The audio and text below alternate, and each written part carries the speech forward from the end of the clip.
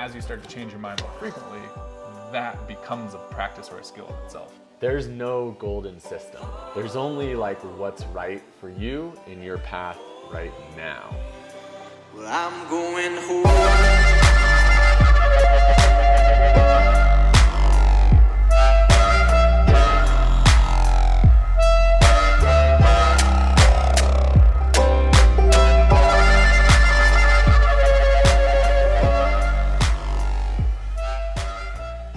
Welcome back. More Lucy. Welcome back, Primal Projects, episode 4. Today we're talking about challenging your beliefs and staying open. So I'll share a quote to kick this off. I was listening to this podcast. This comedian said, the most interesting question that he thinks you could ask somebody is, what's the last thing that you changed your mind on? How would you answer? How would I answer? Yeah. Yeah, I think. Well, let me let that come back as we have this conversation. First day bouldering, outside. I think like the point is that we get like so invested into our belief systems and like the things that we do that we develop like these really strong likes in our life and these really like, you know, like this is the way, and this because this is what I've been doing for a while. And if you don't like get your head up from that, then you can really get caught in just being so closed-minded. And you know, this is a lot of like the why the world like has so much conflict. It's because like you think your way of living is the way or the best way. No shoes, baby. Yeah. The longer you've been thinking a certain way too, like the harder it is to get your head above water and see things maybe from different perspectives. It's like, you know, the more you walk a path, you create a groove. Yeah. And that groove just gets deeper and deeper. So like having practices that can pull you out above water, give you some perspective, change your mind regularly about maybe even like small things, like what the best cleaning agent is, you know, like simple things. Yeah. But like as you start to change your mind more frequently, that becomes a practice or a skill in itself. Yes. That's a really good point. Like people that are really stuck in their ways buy the same product like for your whole life, you know? Yeah. And it's like, why are you so attached to this product? Like, you know, like that's a very simple way to start changing your mind on things.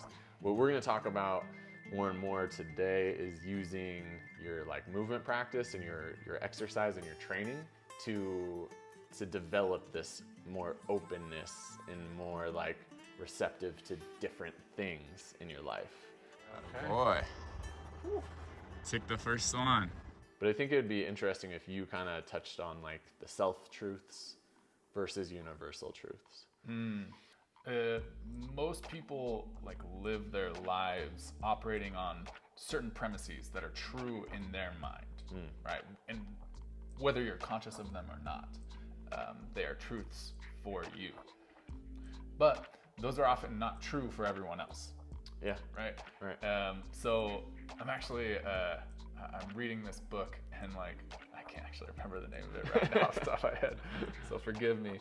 But it's kind of on this topic and it's quite interesting. There was I think in maybe 2018 there was this thing that like broke the internet called the dress, and it was this picture of a dress where some people, like almost half of the people in the world, saw a white and gold dress, and then the other half saw a black and blue dress.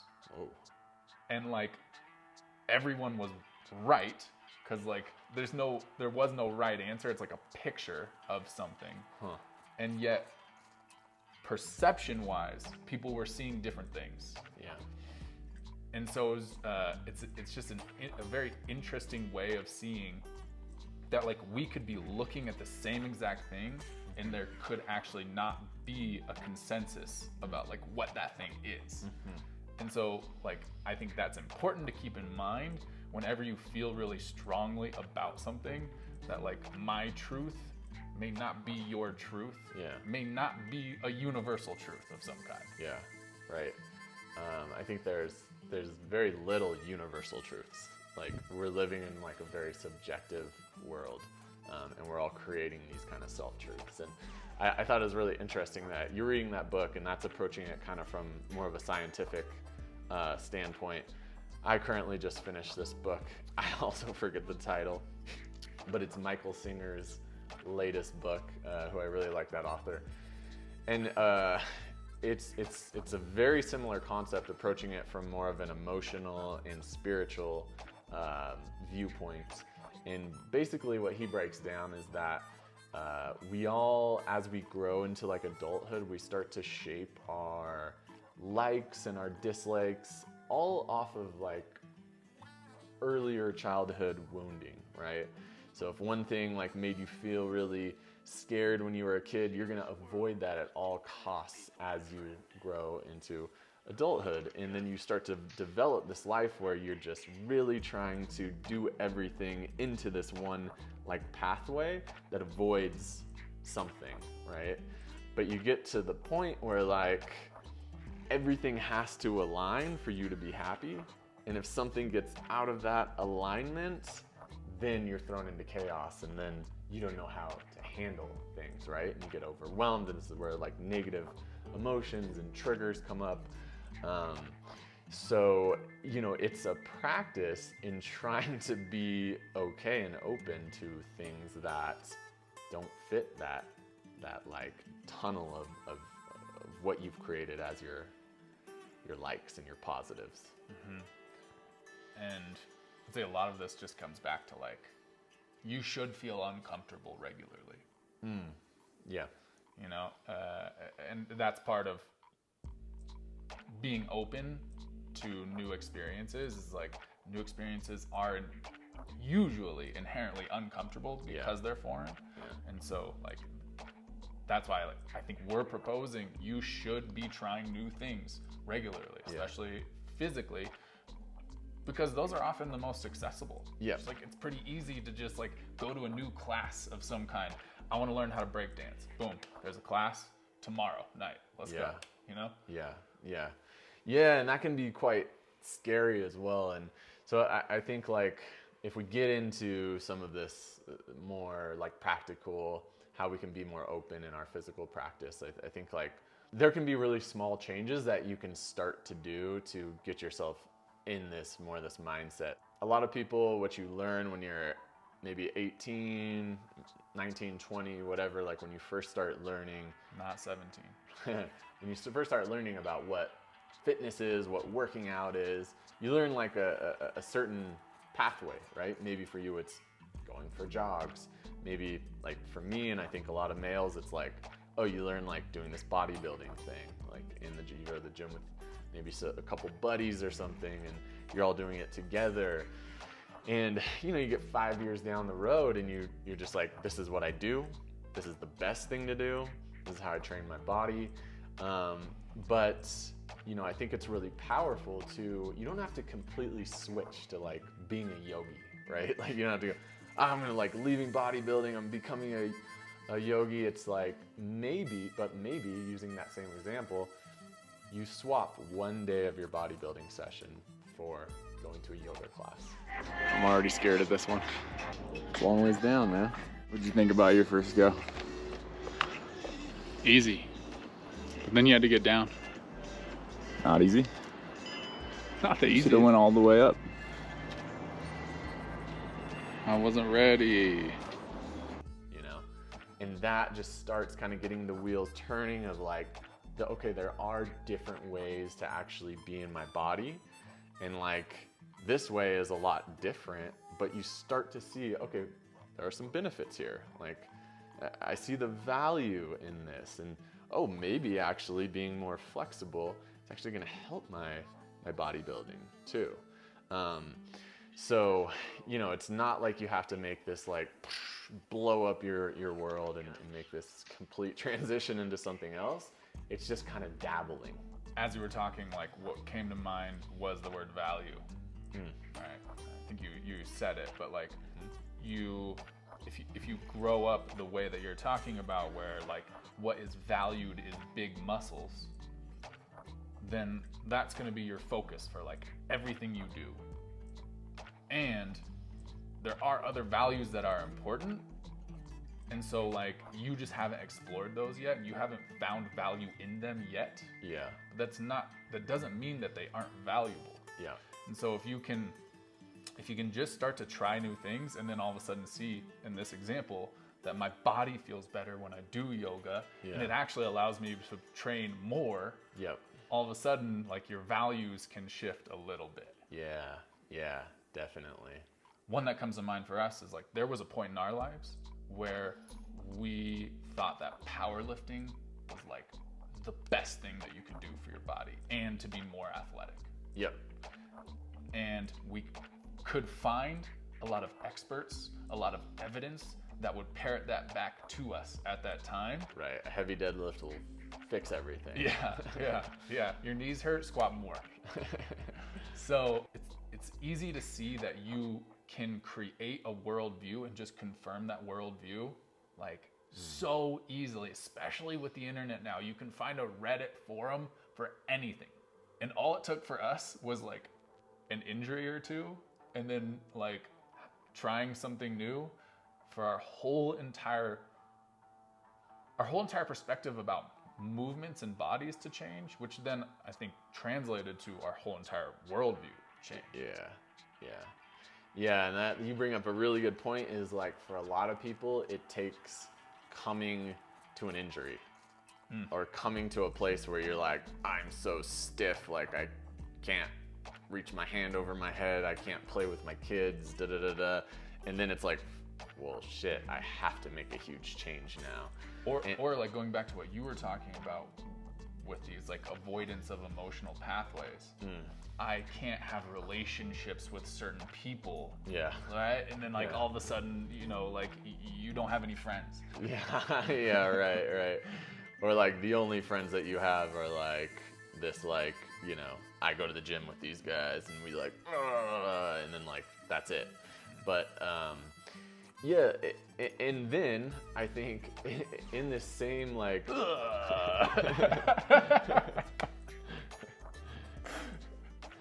so what I get to see a lot of is people who, you know, message me online and they tell me this story that's very similar to ours.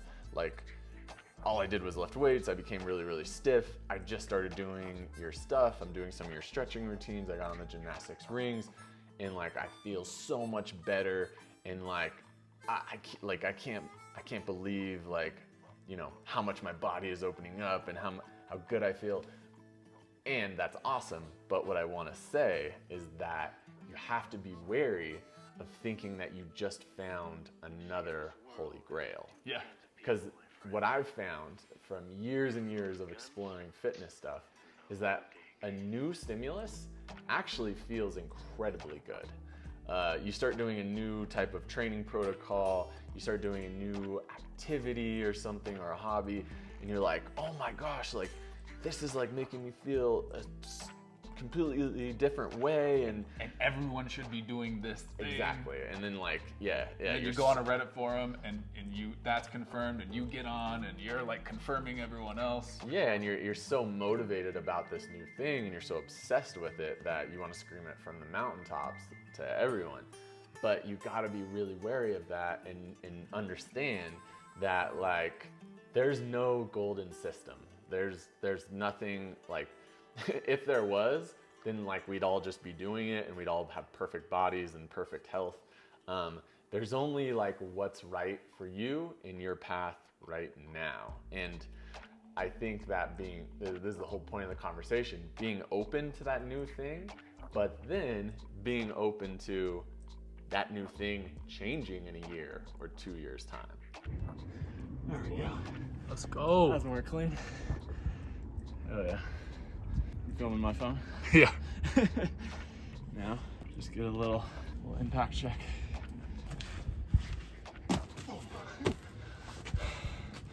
Let's go. And I think like this conversation also really hits on the whole like what's kind of popular in movement culture is the conversation of like specialization and generalization. And like the more we specialize, the more you get better and you can like master a certain thing. But the more that you are only good at this one small thing. And like we want to be, optimally we might want to like have more diverse abilities as a human, right? So I believe like Rafe Kelly said this, that like it's good to be like a generalist who specializes in a few things. So basically what I'm getting at is like this isn't an excuse to like not get good at anything, not spend enough time at anything, not to just be like, well, you know, I'm gonna do something completely new every single day of, you know, this month. It's like you have to spend some time doing one thing for a little bit to actually get the juice and the value from that thing. And you see people kind of do this, they hop from method to method like really quickly, and like it's like you're too scattered. Like you need to zone in. Training ADD. Training ADD, yeah. It's a new stretch this week. Next week is a different exercise. But you have to find that balance of like doing something enough, but then not getting too overzealous about it.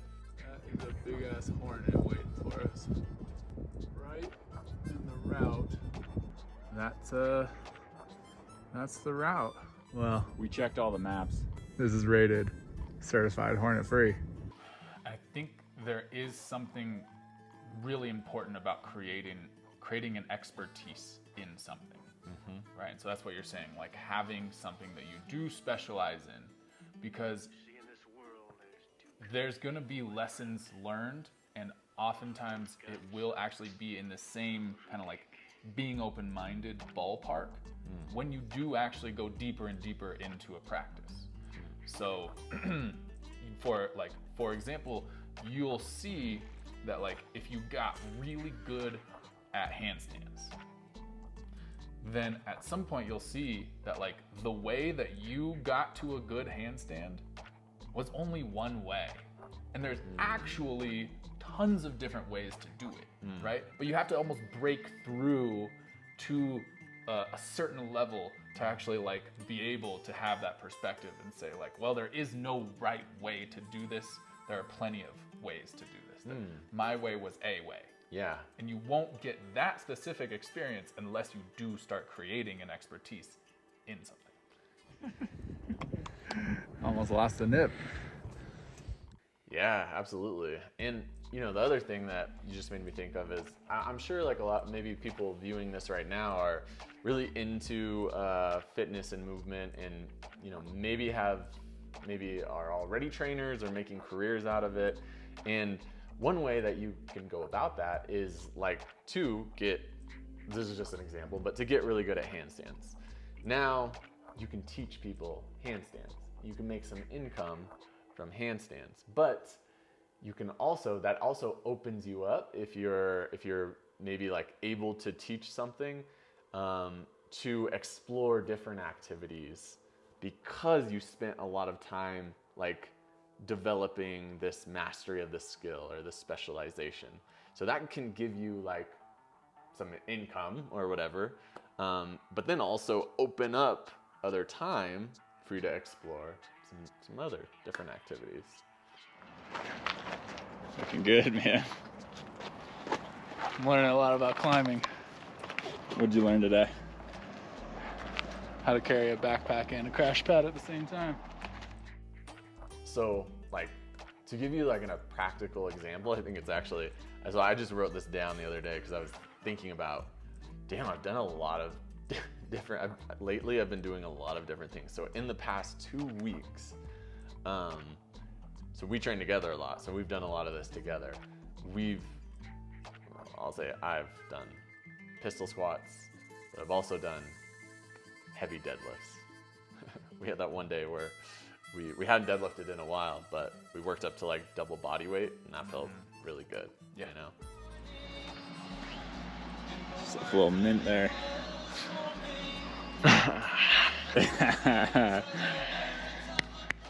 We've hiked up mountains, done Climbed up mountains as well. climbed up mountains. We've done a lot of climbing in the gym. We also climbed outdoors.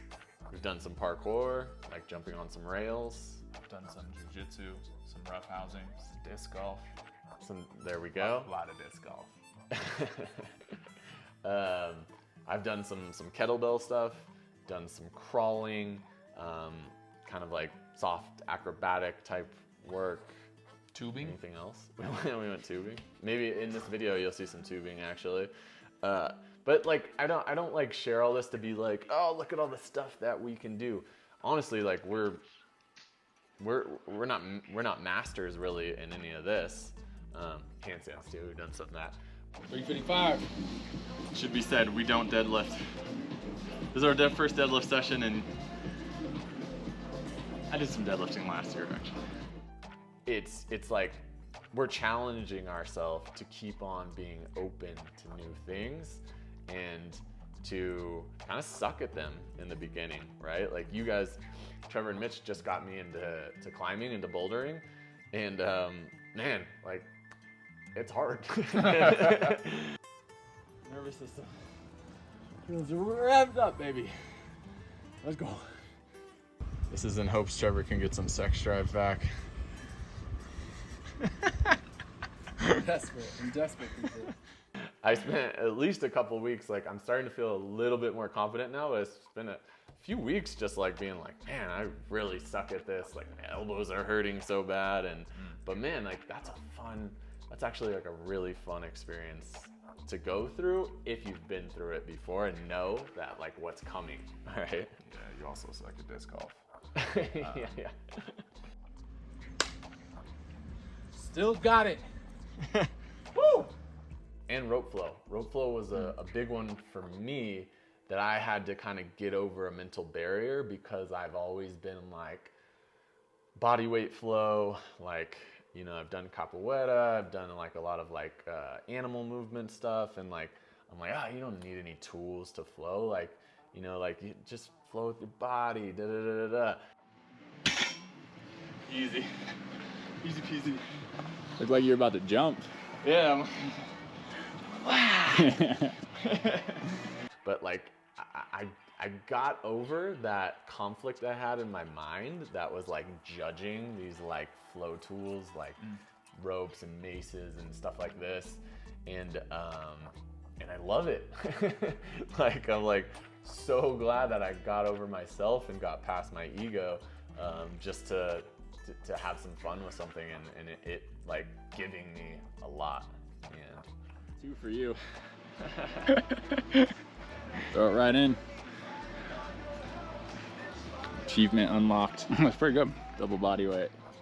Yeah, and because we've done so many things at this point, it like almost makes picking up new things easier. Like our bodies are trained well enough to do them physically, and then like as you start to learn how to learn better, yeah, you just can pick things up quicker for sure. yeah, And I would say, like, at least from my perspective, it really does translate into how we navigate the world in general.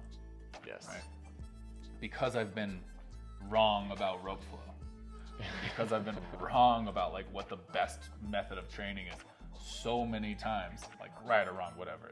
That's not actually what I mean. But because of that, I can see how like when I'm having a conversation with my girlfriend, I'm open to being wrong because I've been wrong so many times and I've seen it, I've witnessed it myself. yeah, Right? Yeah. So you just get comfortable with that idea of like, yeah, maybe my premises, my perspectives aren't serving me right now. yeah, absolutely. We got the 3 different styles of carrying the tube. The backpack, the shoulder Cool guy. hook, cool guy, the man purse. AKA the lazy man special. Honestly, that's I in the last like few months I stopped reading books that are more based in like stoicism, because that's my natural inclination is to be more stoic about things, right? So like me reading more stoicism books is just like, you know, just putting me in that chamber, that echo chamber. So it's like, how can I challenge my stoicism? Well, I could read books on like, you know, emotional health and like being more emotional, you know, the opposite of stoicism in a way. And I think that's really powerful. And that's one takeaway that you could take from this talk is to read a book that really challenges your belief system. What do you think? Yeah. Maybe a good practice or something to do on your own is to maybe journal or just reflect on like what your pathways are. What are the things of least resistance for you? Yeah. So for you, it's stoicism. I know for both of us, like spending time alone is really easy and healthy. Yeah. And like, so then once you figure those things out, how could you challenge those? How could you push yourself beyond that in doses? You don't need to like wear yourself out, destroy yourself. Cause I know like if I spend days around people, it's too much. And then I like get overwhelmed, my nervous system tanks, and then I feel shitty. Like, you know, it doesn't have to go that far. Yeah. Once again, you don't have to become a yogi, but you can do one yoga class a week. Yeah. Right? Like, yeah, there's a lot of small ways. So in the training, in more the training and exercise field, yeah, like Trevor said, journal, write this down, think about it. What is your first inclination to do? For a lot of men, it might be strength. But, you know, for some people, maybe you're just like really addicted to running and getting that like cardio high or doing like HIIT workouts or whatever, and challenge yourself to do the opposite. If you're really into strength, you know, do a day of stretching. If you run a lot, be like, you know what, I'm only gonna run twice this week and I'm gonna do more resistance training and broaden your horizons, see how that feels. Yeah. Go out to a park, crawl around. Yes, yeah. And I think maybe we could wrap this up with talking about, we have a note right here, evidence-based, the scientific world. And like from my standpoint, like science is awesome. Like science gives us this great way of measuring things and then creating hypotheses and challenging them. But the limitations of science are that there's so many variables, and like we said earlier, we're living in a completely subjective world where our experience is completely different than someone else. So if we're only basing what we do off what the evidence says, then like I think we're really like limiting ourselves, and we're actually like holding ourselves back because we're saying, oh, like my experience actually is taking second place to like what the science says. What do you say, boys? I don't want to get out. Yeah, I mean, when it comes to training, for example, it's very easy to go online and find studies about the rep ranges that are, you know, the best for hypertrophy or strength, or, you know, the best exercises to peak your bicep or whatever, right? But that's operating on the premise that like those things are the most valuable things, and that you should like sacrifice potentially some of your like well-being and fulfillment for those things. Yeah. And so just getting really clear about what is actually important to you. Do you want the biggest biceps, or do you want to feel good? You know, do you want to have fun in life? Yeah. And a great way to, if you are, we do this with some of our clients that are really like type A, or even just like anybody who's used to training reps and sets, to take away sets and reps and give yourself a time limit. I'm gonna play with this exercise for 15 minutes. Don't count your reps. Don't think about, I gotta get this many, and just play with it, explore. And it can really open up a lot. That's All right, it. that's perfect. Well done, sir. We crushed it, man. Let us know where do you see your blind spots and where you could take on something that is gonna like really challenge your belief system. We'd love to hear from you guys. Like the video. Comment, subscribe. See you later. Subscribe. Barefoot Bros out. Peace. Shiloh. So close. You're so You're close. so close. Please don't knock the cameras over. So then Yeah. there you go.